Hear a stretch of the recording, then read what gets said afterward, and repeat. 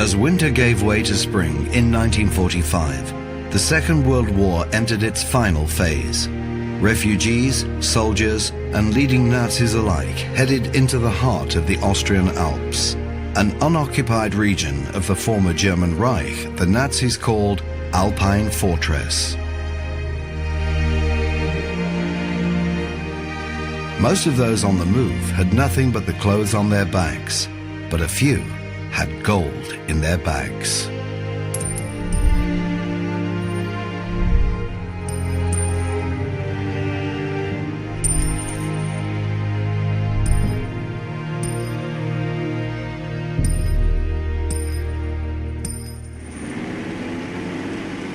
In April 1945, disturbing intelligence reports reached the Allies. Nazi leaders were planning to retreat to a national redoubt they called the Alpine Fortress.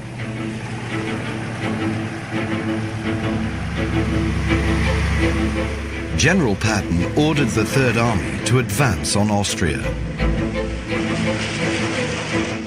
In the last 6 weeks of the war in Austria alone, thousands of civilians had been murdered by the Nazis.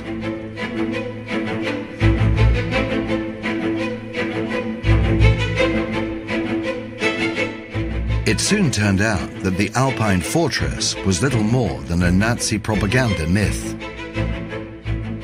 By the end of April, American, Soviet, British and French forces had encircled the Ostmark, as Austria was called during the Third Reich.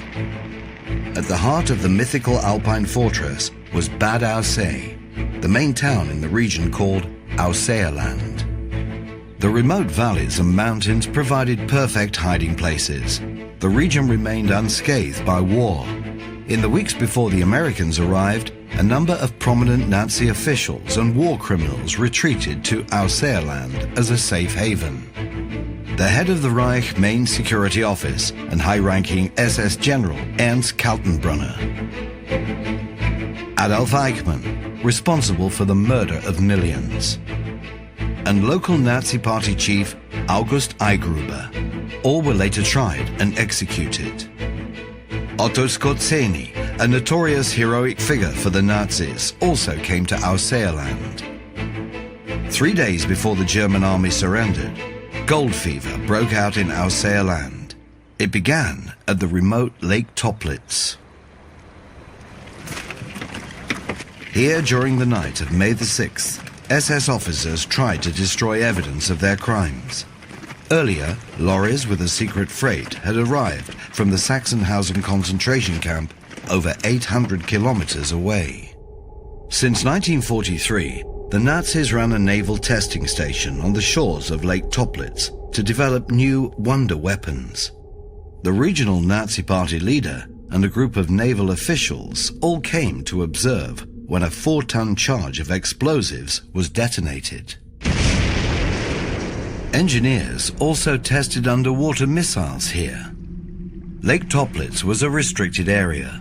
Reports of what really happened during the night of May the 6th left plenty of room for speculation. They got us out in the middle of the night a few days before the war ended. They wanted us to take boxes to Lake Toplitz.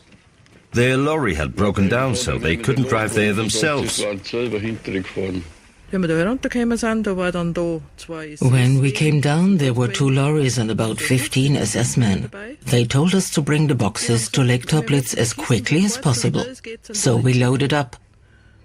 It was still dark and we drove by the light of a lantern. Quite eerie. And while we were back there, I saw how they dumped them in the lake. Some 40 boxes were sunk into the dark waters of Lake Toplitz. At this point in time, the American troops were barely 50 kilometers away.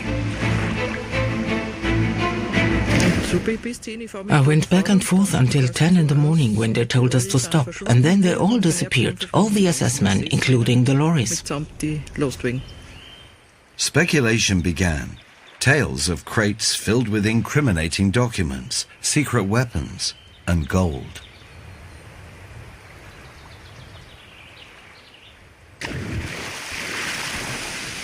The legend of Lake Toplitz was born. But what had the SS men really dumped in the lake? No one knows more about the myth than Albrecht Suhen, who runs a tavern at Lake Toplitz.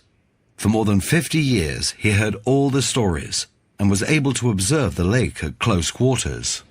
There were people who said that gold was dumped in the lake. And of course word gets around, and these things never lose anything in the telling. The people would start saying, okay, perhaps the whole thing was a cover-up. Maybe we've been told that stuff was dumped here, while in fact it was hidden somewhere else. The nature of the lake makes it particularly hard to unveil any secrets. It is wedged high up between the mountains, in a valley so narrow the wind can only stir up the water to a depth of about 20 meters. Here, fish and plants can survive.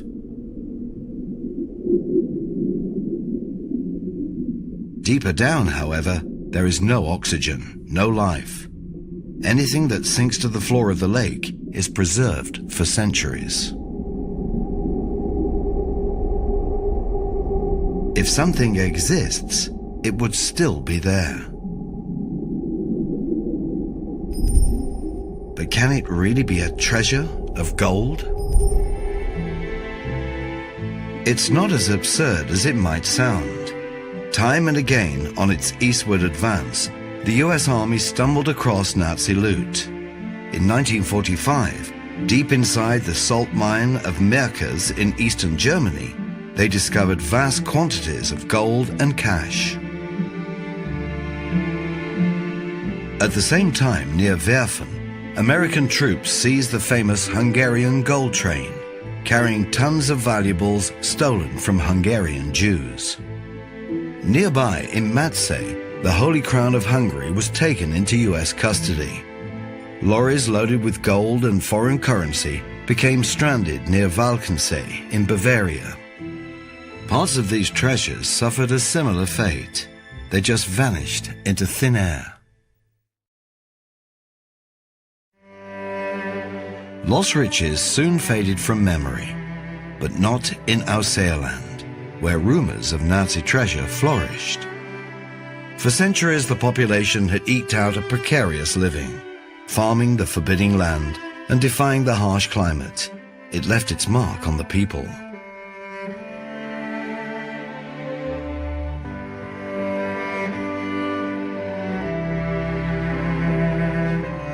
Stories of fantastic treasures brought wild imaginings mixed with hope for a better tomorrow. Among the foreign visitors coming to Austrland at the end of the war was a young girl from Hungary. Today, she lives in New Zealand. Sophie is the daughter of the Karoli family. In February 1945, the Karolis fled the advancing Red Army, heading west. At the time, Sophie was a young girl.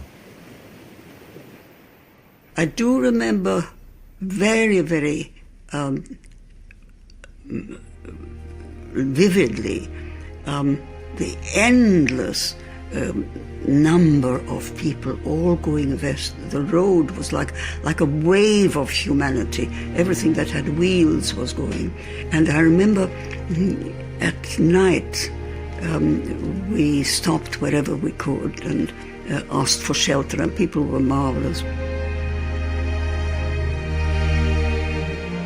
Victor Karoli, his wife Ilona, and their children finally ended up in the village of Oberstdorf, just 10 kilometers away from Bad Aussee. Here, they stayed at the home of the Schlürmer family. The Schlürmer's daughter, Gertrude, was roughly the same age as Sophie, and for a few weeks, their fates were entwined. I gave her a complete dental dress set from Aussee, a frock, an apron, a scarf and a blouse, just the kind we wore in Aussee. She wanted to dress like an Austrian too, like a Styrian. And she was so happy. As early as April 1945, preparations for the arrival of the Allied troops were made in the Ausseerland. The British parachuted 4 young Austrians into the area. One of them was Albrecht Geiswinkler. Geiswinkler was a member of the resistance movement. After the war, the Americans appointed him district commissioner. He later wrote a controversial book about his adventures. Walter Stern, a former US agent, met Geiswinkler in Bad Aussee. Geiswinkler did an amazing job in Bad Aussee. The place was full of refugees, in effect Nazi collaborators from Hungary, Romania, Bulgaria and other countries, and many others too, lots of artists as well. Und viele andere auch sehr viele Künstler. Der Geiswinkler hat ja sehr viel gemacht. Geiswinkler was incredibly active. He organized festivals in Aussee and placed the Ramgut, a large villa with extensive grounds, at the disposal of the artists. Und dort waren wir auch immer so. There was Theo Lingen with his daughter Uschi, Peter Kreuder, Johannes Heesters and his wife, the opera singer Max Lorenz. Da war der Kammersänger Max Lorenz. Those are the ones I can still remember today. He was the master of the Ausseerland, so to speak. Much more than the Americans, really.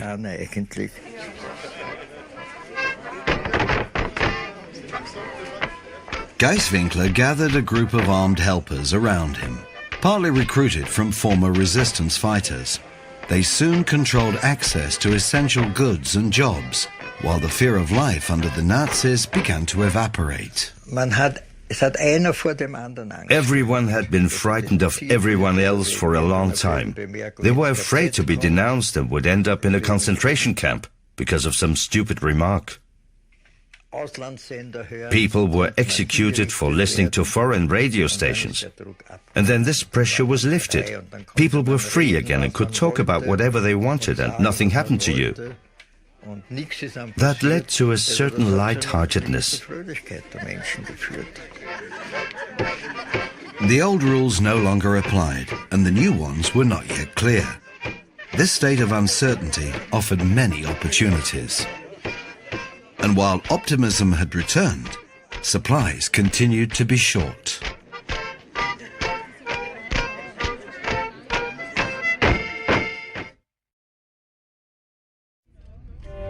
Albrecht Geiswinkler was the man of the moment. In autumn 1945, he was even elected to the Austrian Parliament. He had armed forces at his disposal and enjoyed excellent relations with the US forces, allowing him to make arrests and seize property.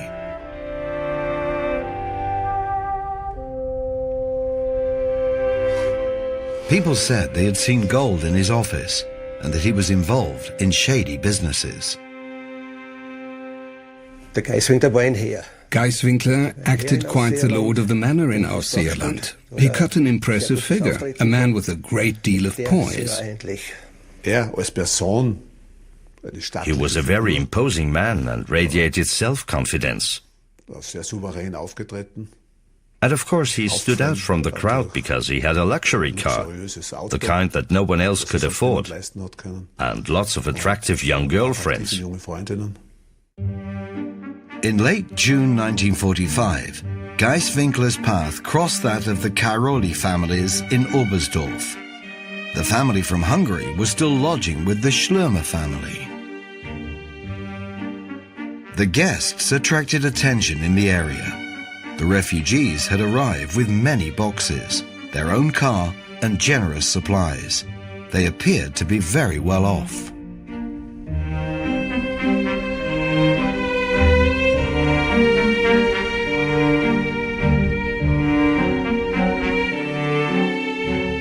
A few of their possessions have survived to this day.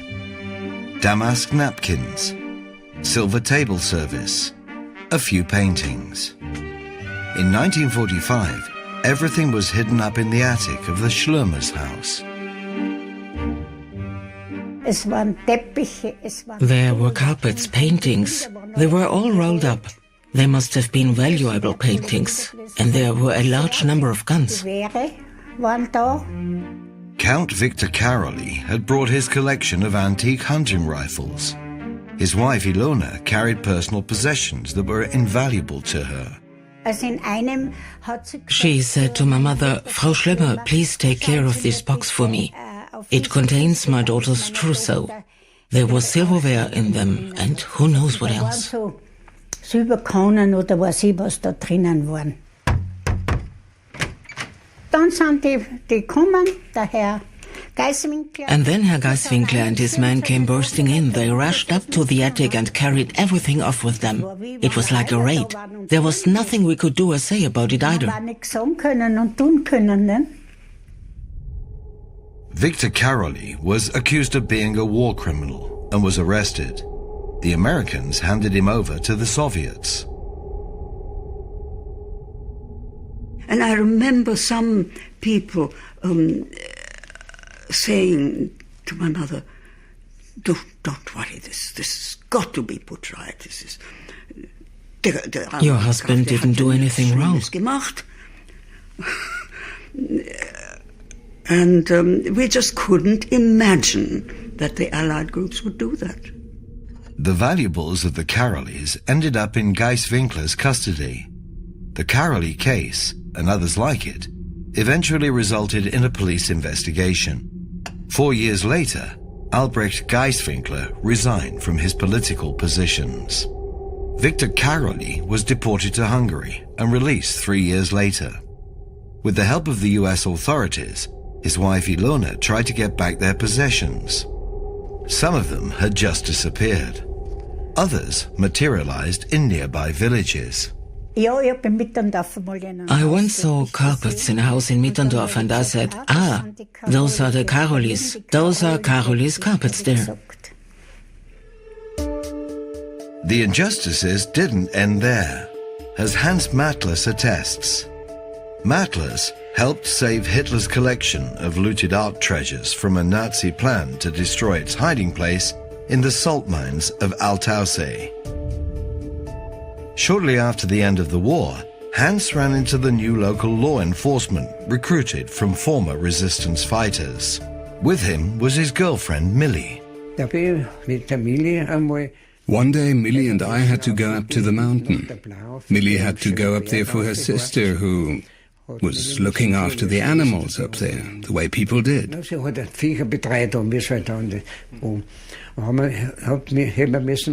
We had to take food up there.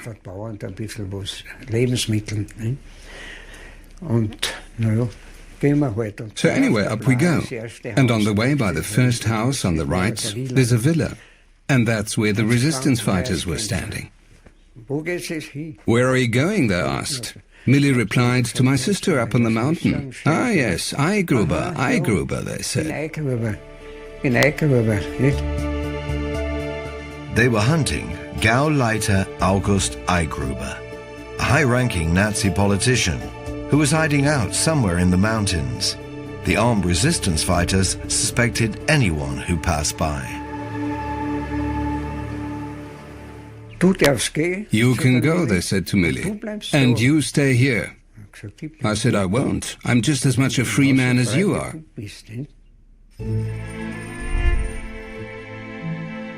It was hard to resist the temptation of gold and cash in those days, as shown by events at the romantic Altausee villa, belonging to the painter Crystal Kerry, a distant relative of the US Foreign Secretary John Kerry.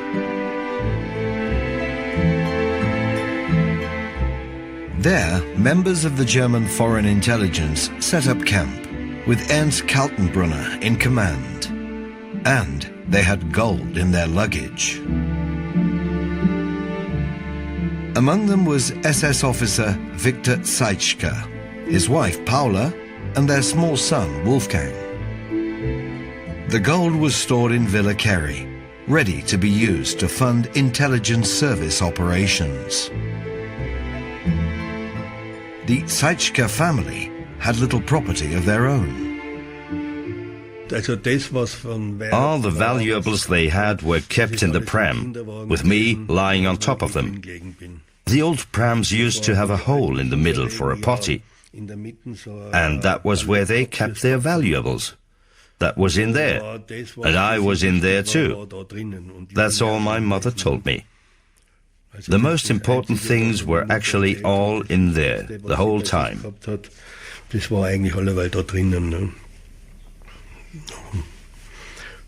And there's not much room for money there.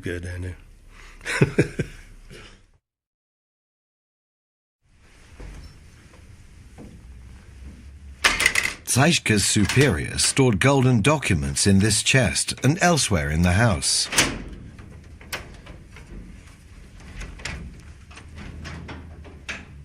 In the days after the war, the resistance fighters wanted to arrest the enemy German officers. It's unclear if they also knew about the gold stash.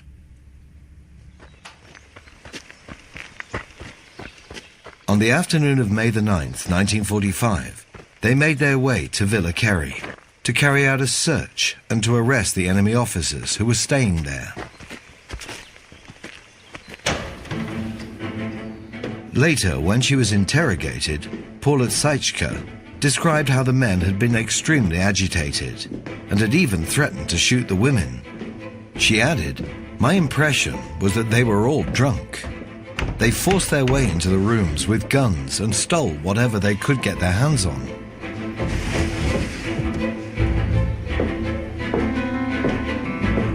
According to her statement, everything the resistance fighters laid their hands on disappeared into their rucksacks. One man is even alleged to have downed the contents of a bottle of eau de cologne. And then, according to Paula Zeischke, the men grabbed gold coins with greedy hands. After they left, the cupboards were empty, and so was the chest. The gold had vanished into thin air, or so it seemed. Around this time, there were a striking number of gold coins in circulation in the region. In a miraculous change of fortune, some locals no longer had financial worries. Hans Matlas, who was working as a truck driver, discovered who had pocketed some of the gold. Once, I won't give any names, I had to go to the dentist because I needed a crown. And he asked whether I had anything for it, some gold for the crown. I said, I don't. And later, when I was driving again, I said to the guy, I was at the dentist's. I need gold for a crown. He reached for his pocket and said, there you are. He was one of the resistance fighters.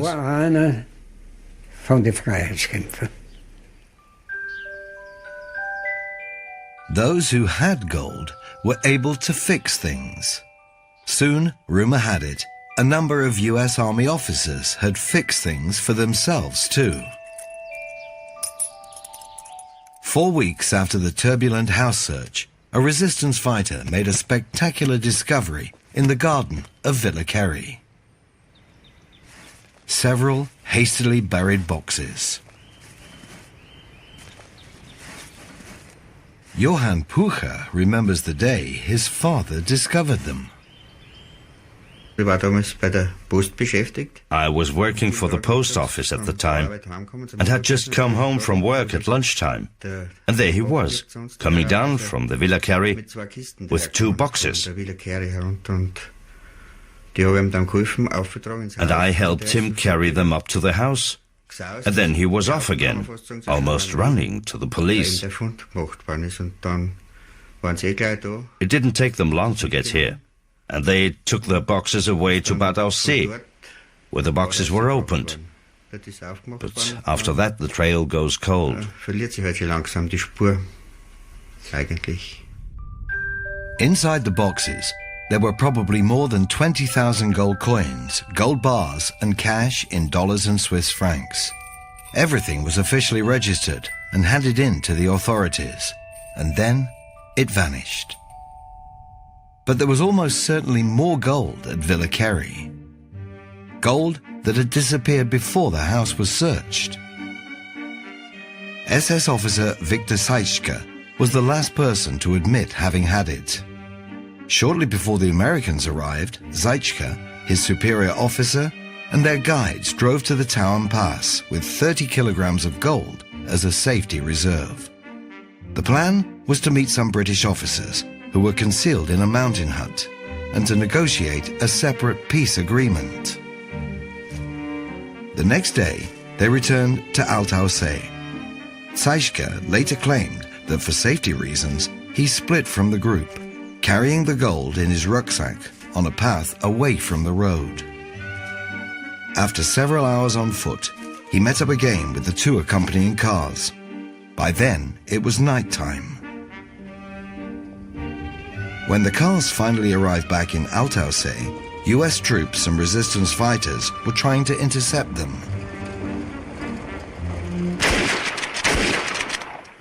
The first vehicle was able to get through. The second one was stopped.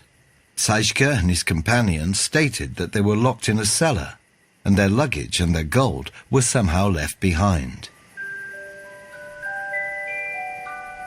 The next day, the rucksack with the gold had vanished. Some of it, it is said, helped Austrian and American households make ends meet.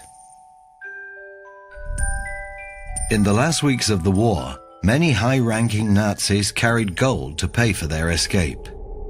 During April and May 1945, SS Special Forces were still scattered in the mountains. Their commander, Otto Skorzeny, had been ordered to defend this last stronghold. His men were hiding out in small groups in the area.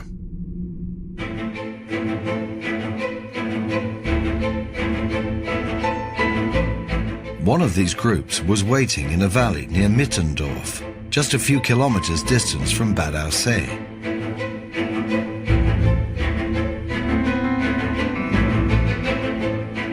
It was a group of paratroopers commanded by 25-year-old Hubert Schürmann.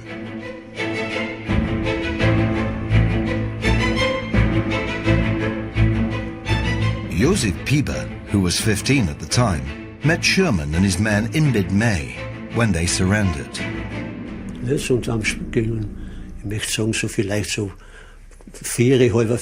It was about 4 or 5 o'clock in the afternoon, and all of a sudden I saw vehicles coming. They were mostly lorries, used to transport personnel. Personentransport, LKW, links und rechts längs auf der Ladeflächen. In the rows in the back of the lorry, SS men were sitting.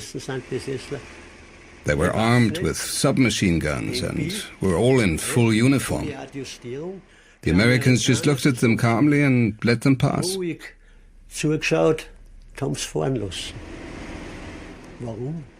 Why? Because they already knew that it was all over for them in Ebensee, because there was an SS internment camp over there. And I think some of them were even singing in the lorry. What were they singing? Marching songs.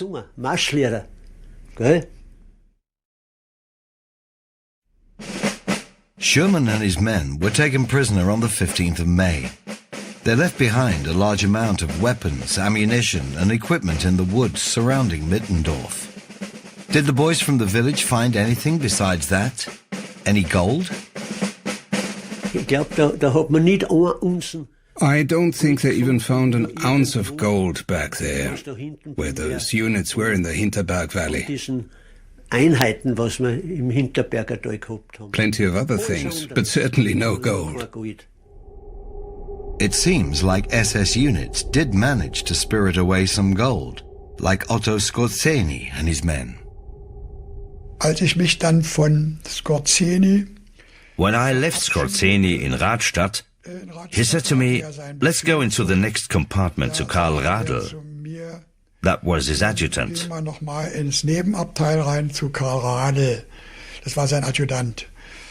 And he wanted to give me something.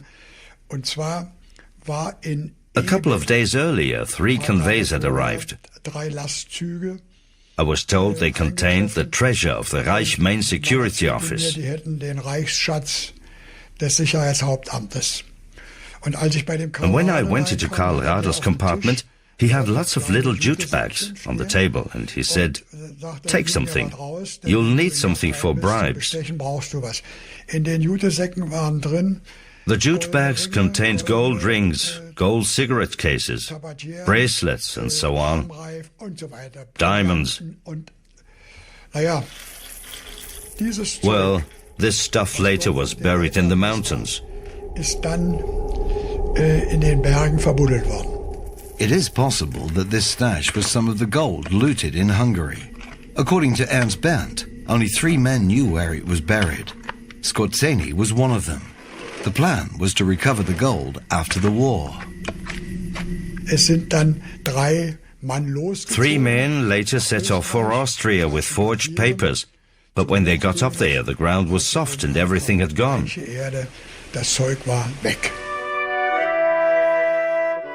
Again, the treasures of the Ausseer land turned out to be particularly elusive.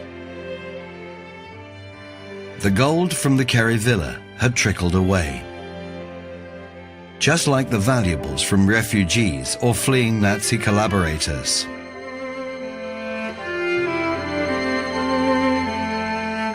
And finally, the stashes from high-ranking SS members. Men like Adolf Eichmann, the organizer of the Holocaust. At the end of April 1945, Eichmann appeared in Altaussee to meet the head of the Reich Main Security Office, Ernst Kaltenbrunner. Both men had a cache of gold to ease their journey. Eichmann was accompanied by almost 20 other SS men. According to an eyewitness, their lorries were loaded with food, weapons, clothing, office supplies, cognac, foreign currency, and gold coins. Eichmann wanted to organize armed resistance in the region and to continue fighting the Americans. Wilhelm Hürtel from the German intelligence service put Eichmann in contact with Kaltenbrunner. Eichmann wanted to discuss his plans with him in great detail. But Kaltenbrunner said, "Make sure that you disappear. They're looking for you. You're at the top of the wanted list." Kaltenbrunner told his adjutant to give Eichmann something for the journey. And I saw how he gave him a box with gold coins. What else there was, I don't know. Und da ist Eichmann am 7. Mai. I saw Eichmann last on the 7th of May at the end of the road in Altaussee leading to the Blaaalm. He was standing there with his walking stick, and he was boiling with rage because his people couldn't get through. There was still so much snow there. And then he spent a couple of days at the inn on the Blaaalm. To the great delight of the old innkeeper, he paid with the gold coins he had with him. And that was the start of all these stories about Eichmann's treasure. I was also believed to have a treasure of my own. There were a lot of rumors around. People are still hunting for Eichmann's treasure on the Blaaalm, just as they are hunting for the treasure in Lake Toplitz. It's funny that people are still so keen on treasure hunting. Treasures are supposed to be everywhere.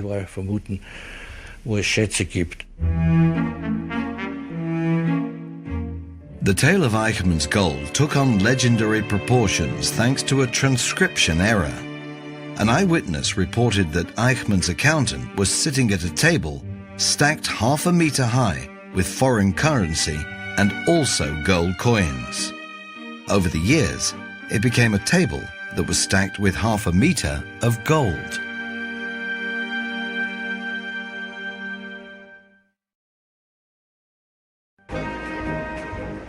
The years passed by. The gold had long since been shared out. The fairy tales almost forgotten. Austrian President Adolf Hitler visited the Alsace-Land region in 1959.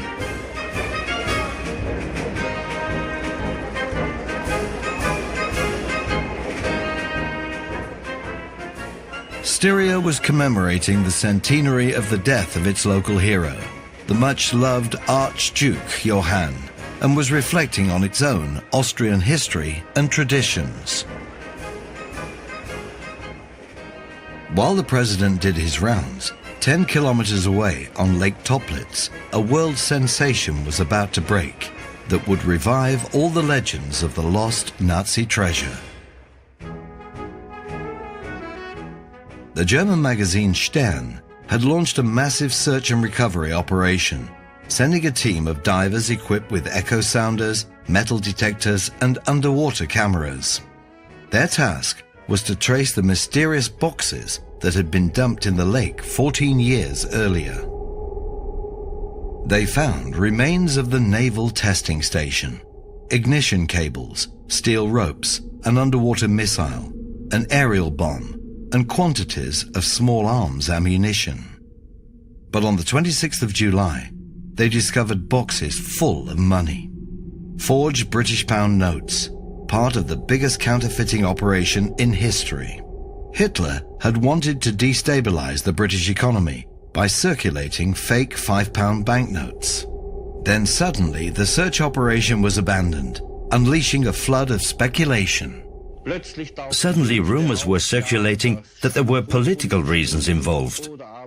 Others speculated that the search was called off because they had found the gold, or that they had found codes for German government bank accounts in Switzerland, which were sunk there. Regierungsstellen in der Schweiz, die da versenkt wurden. Alles, man weiß ja nichts darüber. It was all pretty feeble and pretty absurd too, if you think about it. If you have a list of codes and names that will fill a few sheets of paper, it can be buried in a beer bottle beneath the next tree. Why would you sink a few papers 70 or 80 meters deep in Lake Toplitz and use giant crates?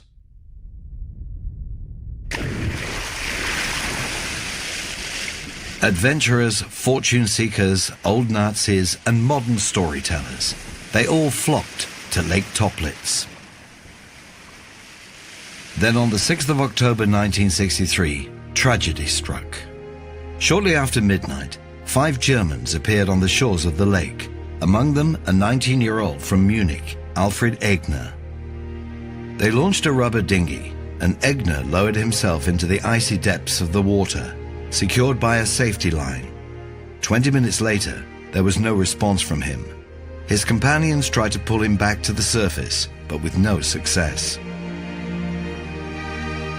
After 2 hours, they gave up and fled. It was not until the next evening that they informed Egner's parents and the police. The authorities decided to recover Egner's body, and finally succeeded 3 weeks later.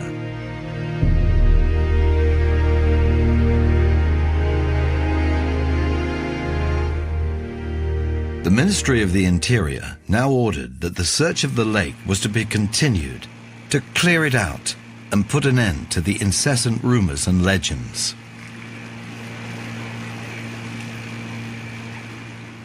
A search operation on an unprecedented scale began. The most experienced professional divers in the country were hired. And Albrecht Geiswinkler appeared on the scene again. By now, he was a manager at the Regional Health Service and the chairman of the Lake Toplitz Research Group. Ich bin deshalb daran interessiert, I believe it's time to put an end to all the goings-on in this wonderful area. And secondly, to put a stop, once and for all, to all those adventurers who keep on showing up here. Die sich immer wieder hier zeigen, endlich das Handwerk zu legen. The area around the lake was now sealed off by more than 100 police officers. The reporters all jostled for the best position, clamoring for a scoop.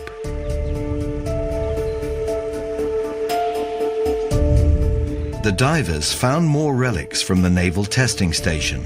Shrapnel, more crates with forged banknotes, and the printing press used to make them. They did not find secret Nazi lists or gold. Back then, Johann Wawra was the chief diver at the Austrian Army's mine clearance service.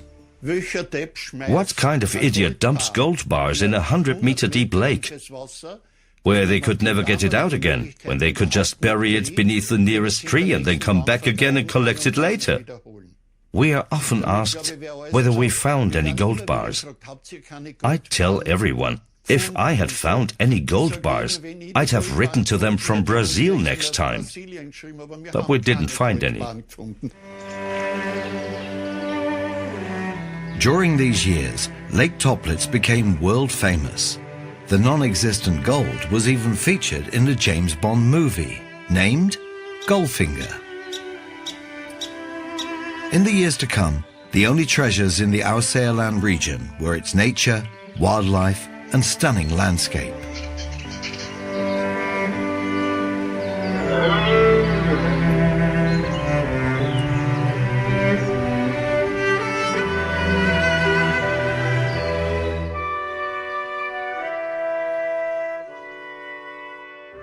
"20 years of peace and tranquility."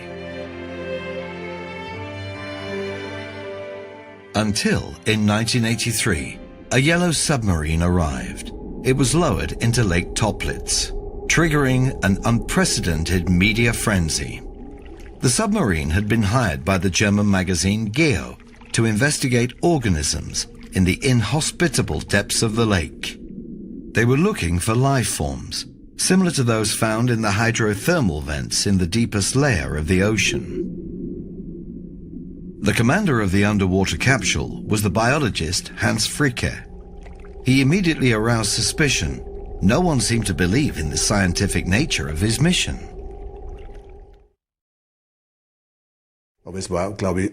It was obvious even to non-experts that no one conducts such a diving operation in Lake Toplitz just to do underwater biology.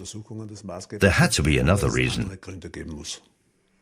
He had no credibility. Everyone said there's definitely something not right about his research. That's just a pretext, nothing more.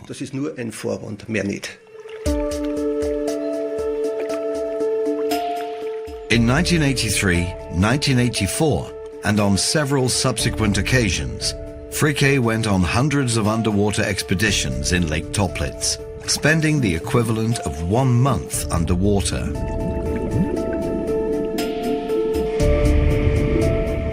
He and his team discovered yet more junk from the naval testing station: cables, buoys, explosives, and a wooden missile launch ramp, now on display in the Museum of Military History in Vienna.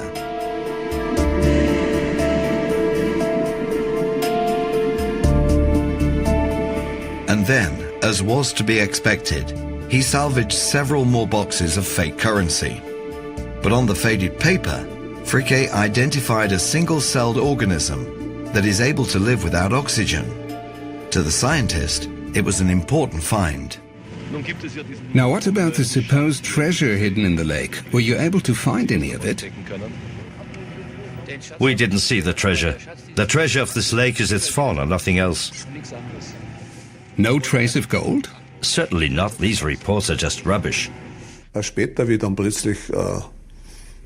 Later, when it was rumored that objects were being illegally removed from the lake without being reported, we received orders to monitor the dives and to verify what was removed from the lake. After one dive, he shut himself away in the house where he was living. And people saw that and gossiped about it. What has he taken out? There was so much secrecy about it all. I told them all about what I was doing, but it wasn't interesting enough for them, so they always made something up. A worm and a bacterium are nothing to write home about.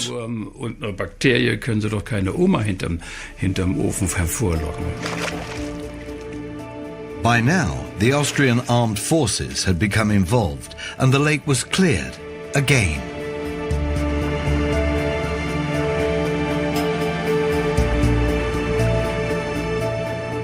In November 1984, Fricke made his second biological discovery. And I can still see how he slowly surfaced with the capsule. The hatch opened and he yelled, "We've got it, we've got it." Yes, I said, "What?" "The worm." We saw it at a depth of 60 meters and brought it to the surface, and he's still living happily in my aquarium. And what is so special about it? The worm looks like an earthworm. What makes it so special is that it can survive under extreme conditions. It can live in a hydrogenous environment that is actually toxic for it. Yes, if you go by where it was found, then it's certainly a sensation. Worms of this kind have never been found in this type of environment before, according to scientific literature. The media called Fricke's worm Willi. News of his discovery went around the world. Fricke later established that the worm was living in an environment containing high levels of hydrogen sulfide. But local biologist Fritz Seewald changed his mind about Willi's importance when he identified it as an ordinary Austrian earthworm common to the region.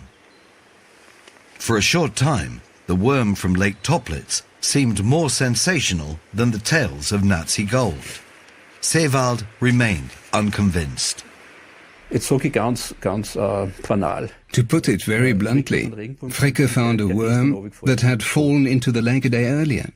So it's obvious that it was still alive. Perhaps it had been in there a couple of days, perhaps a week, and had crawled through the mud with the very last of its strength. No, it had already adapted to the conditions. Of course, it had fallen into the lake from somewhere. That's obvious. Willi the worm proved to be as mysterious as the gold treasures. Was it an extraordinary survivor or an ordinary earthworm? Even today, no one really knows. Hans Fricke went on to make several acclaimed television films. For him, the gold treasure never existed. We really did look in every nook and cranny when we were searching for organisms. And if people can't grasp the fact that there's nothing down there, then that's their tough luck. But that didn't stop an American expedition from trying their luck in the year 2000.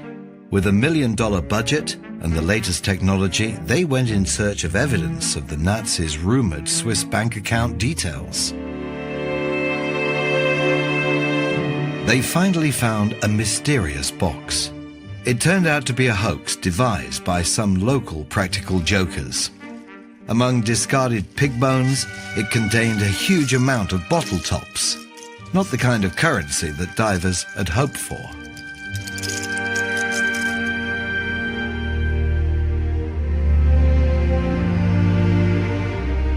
Over the decades, tales of gold treasures have resonated through the Australian region and beyond.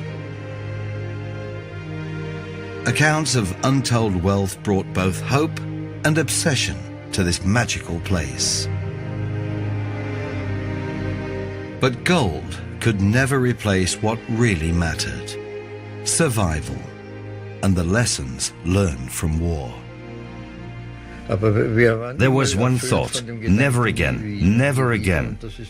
Today I'm old, but I really hope that my children and grandchildren will never have to experience anything like that again. It was the best birthday present I ever had. The capitulation on the 8th. My birthday was on the 9th. And it was the best one ever. Any undiscovered treasure is now part of Australian folklore. Just like the clear lakes, the mountains, the tranquility, and the stone pine schnapps. The mystery will remain. That won't go away.